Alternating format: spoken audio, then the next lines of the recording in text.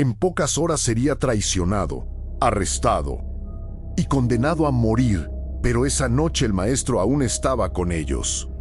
Jesús hablaba con calma, les pedía que confiaran, que no tuvieran miedo.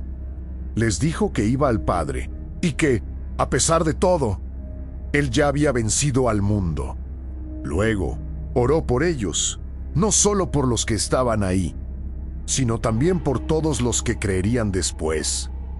Pidió que fueran guardados del mal y apartados para la verdad, pero también había advertido que uno de los suyos lo traicionaría, y ahora aquel que había sanado a multitudes, aquel que había dado esperanza a tantos, estaba a punto de enfrentar las horas más oscuras de su vida, esta vez, completamente solo. Las últimas horas de Jesús. El arresto.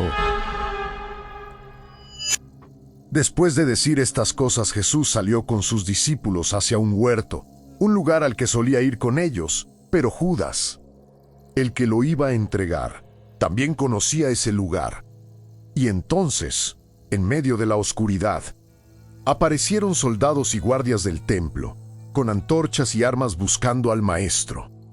Pero Jesús no huyó, sabiendo todo lo que estaba por venir. Dio un paso al frente y preguntó: ¿A quién buscan? A Jesús de Nazaret. Él respondió: Yo soy. Y al oírlo, retrocedieron y cayeron al suelo, y Jesús dijo: Si me buscan a mí, dejen ir a estos. Incluso en ese momento estaba protegiendo a los suyos. Pero Pedro sacó su espada y atacó a uno de ellos. Jesús lo detuvo y le dijo: Guarda tu espada. ¿No he de beber la copa que el Padre me ha dado? No era un accidente, él se estaba entregando. Entonces lo tomaron, lo ataron y se lo llevaron. Todo había comenzado. Los juicios. Y esa misma noche comenzó el juicio. Lo llevaron primero ante Anás, el antiguo sumo sacerdote. Allí fue interrogado en silencio, rodeado de acusaciones, pero sin pruebas reales. Jesús respondió con calma: Yo he hablado abiertamente al mundo. Nada he dicho en secreto, pero su respuesta no fue bien recibida, y uno de los guardias lo golpeó en el rostro. Aún así, él no respondió con violencia. Solo dijo: Si he hablado mal, demuestra en qué. Pero si he hablado bien, ¿por qué me golpeas? Después de eso lo enviaron ante Caifás. Mientras tanto, afuera, en la oscuridad, estaba Pedro y varios le preguntaron: ¿No eres tú uno de sus discípulos? No lo soy, respondió. Una vez más lo volvieron a cuestionar. No lo conozco, dijo Pedro. Y por tercera vez negó al maestro. En ese momento todo lo que Jesús había dicho se cumplía. Pedro había caído. Por la mañana llevaron a Jesús ante el gobernador romano, Pilato, pero ellos no entraron para no contaminarse. Mientras acusaban a Jesús, Pilato lo interrogó: ¿Eres tú el rey de los judíos? Jesús respondió: Mi reino no es de este mundo. Para esto he nacido, para dar testimonio de la verdad. Todo aquel que es de la verdad, oye mi voz.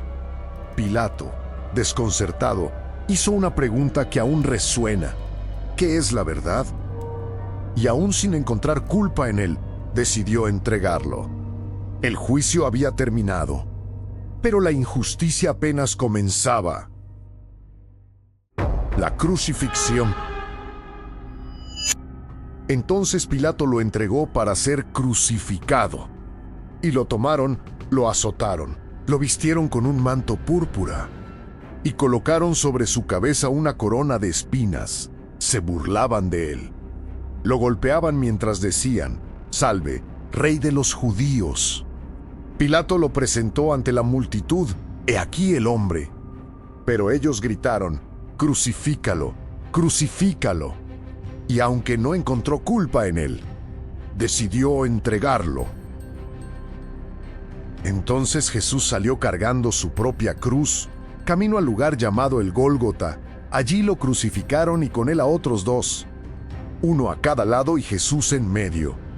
Sobre la cruz había un letrero que decía: Jesús de Nazaret, Rey de los Judíos. Y los soldados repartieron sus vestidos entre ellos, pero su túnica no la rompieron. Echaron suertes para decidir quién se quedaría con ella. Estando en la cruz, en medio del dolor, Jesús pensó en otros.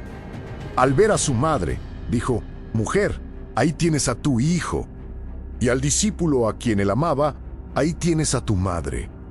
Incluso en ese momento estaba cuidando de los suyos. Después de esto, sabiendo que todo estaba cumplido, dijo: Tengo sed. Le acercaron vinagre, y entonces pronunció unas últimas palabras: Consumado es, y al inclinar la cabeza, entregó su espíritu. Pero uno de los soldados se acercó, y con una lanza traspasó su costado, y al instante salió sangre y agua. El silencio lo cubrió todo, parecía el final. Pero aún no había terminado lo que parecía una derrota. Estaba a punto de convertirse en la más grande victoria que el mundo había visto.